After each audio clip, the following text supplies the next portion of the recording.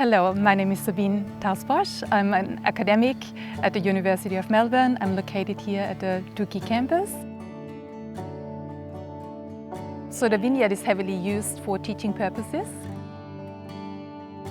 We are actually using the Agrivoltaics facility as an example for how maybe agriculture could look as a form of climate adaptation going forward. There are quite a few terms for agrivoltaics. It could be agri-photovoltaics, it could be agri-solar, it could be solar sharing. For me, the most exciting aspect of this project is that we combine crop production system with electricity production at the same area of land, thereby increasing the land use efficiency.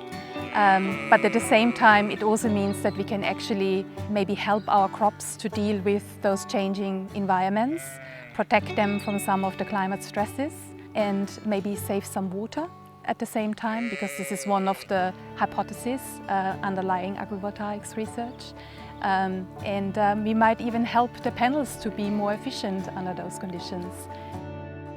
Normally when I talk about agrivoltaics, people would say, but you take away the light and plants actually need light to drive photosynthesis, and that underpins growth. But fact is actually, it doesn't mean that the more light, the more photosynthesis, the more growth.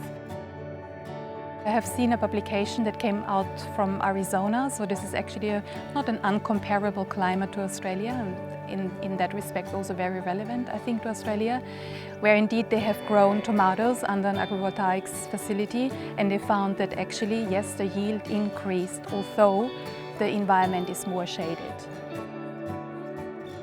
As our climate is changing and we have hotter years and drier years, agrivoltaics might be also in benefit in those more temperate climates. Before we started to install, we had actually a meeting here in the vineyard, and we assessed the situation in the vineyard to make sure we have the least impact when we install those poles. But yes, I think you need to consider that you have an existing production system here, root systems are developed, so we have taken care to minimize any damage.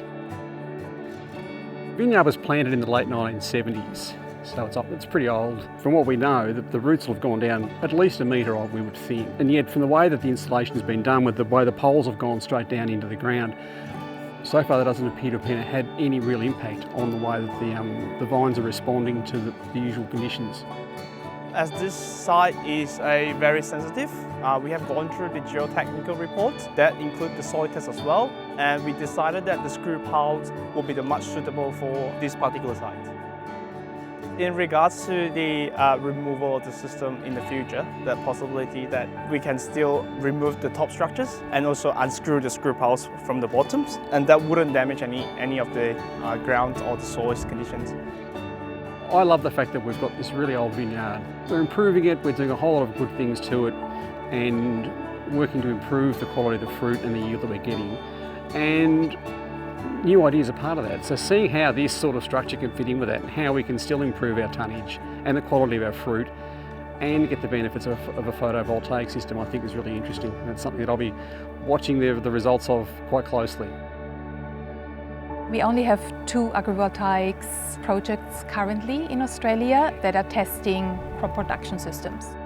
Going forward, I think the next step would be, and I have talked to many farmers, they are all very interested in the concept, but it's very clear that they need more information. So at this stage, I think it is important that we collect information in Australia about how different crop types perform, and then we can make a conclusion, whether it's a good option for selected crops, and go from there and refine that system.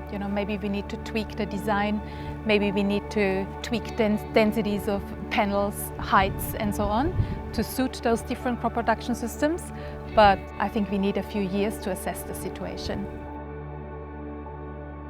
We are funded, this project is actually funded by AgriFutures, and the first reports that will come out, they will go actually to AgriFutures, where we're going to provide them with the data from the vineyard that we measure how are the grapes performing under those changed conditions compared to the control, And then definitely we would like to present our findings in conferences for plant scientists, but also across disciplines to engineers as well, because this is interdisciplinary. It does not only relate to agriculturists or only to engineers. It's really should be a symbiotic relationship between both.